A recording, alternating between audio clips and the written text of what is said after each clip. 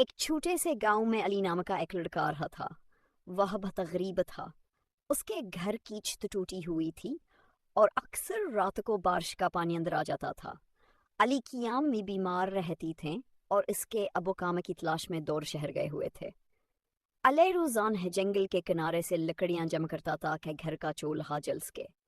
ایک دن جب سورج غروب ہو رہا تھا اور اندھیرا پھیل رہا تھا، علی کو جنگل کے اندر سے کسی کے رونے کی آواز آئی۔ وہ ڈر تو گیا، لیکن اس نے ہم تک کی اور آہستہ آہستہ آواز کی طرف بڑھا۔ وہاں اس نے ایک عجیب سی عورت کو دیکھا۔ اس کے لمبے بال تھے، آنکھیں چمک رہی تھی اور آواز بہت ڈراؤنی تھی۔ کون ہے؟ علی نے ہمت کر کے پوچھا۔ وہ عورت آہستہ سے بولی، میں ایک چڑیل ہوں، مگر مجھے مدد چاہیے۔ علی کے دل کی دھڑکن تیز ہو گئی، مگر اس نے بھاگنے کے بجائے پوچھا، آپ کو کیا ہوا ہے؟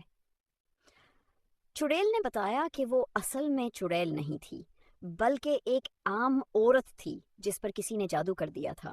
وہ اس جنگل میں برسوں سے پھنسی ہوئی تھی اور اگر کوئی نڈر بچہ اس کی مدد کرے تو وہ آزاد ہو سکتی تھی۔ چڑیل اصل میں بری نہیں تھی۔ چڑیل نے کہا، اگر تم میرے لیے وہ پرانی لال کتاب لا دو جو اس درخت کے نیچے دبی ہے تو میں آزاد ہو جاؤں گی۔ علی نے ہمت کی اور زمین کھودنے لگا۔ جیسے ہی اس نے کتاب نکالی، اچانک ہوا تیز چلنے لگی، درخت ہلنے لگے اور عجیب سی آوازیں آنے لگیں۔ اچانک ایک سیاہ سایہ ظاہر ہوا اور زور سے بولا، یہ کتاب مت کھولو، یہ دھوکا ہے۔ علی رک گیا۔ وہ سمجھ نہیں پا رہا تھا کہ کس پر یقین کرے، چڑیل پر یا اس سائے پر۔ چڑیل نے روتے ہوئے کہا، مجھ پر یقین کرو، میں تمہیں نقصان نہیں پہنچاؤں گی۔ علی نے دل پر ہاتھ رکھا اور کتاب کھول دی۔ جیسے ہی کتاب کھلی، ایک تیز روشنی پھیلی اور پھر چڑیل ایک خوبصورت عام عورت میں بدل گئی۔ سیاہ سایہ چیخ مار کر غائب ہو گیا۔ اصل میں وہ سایہ برا تھا اور چڑیل بے قصور تھی۔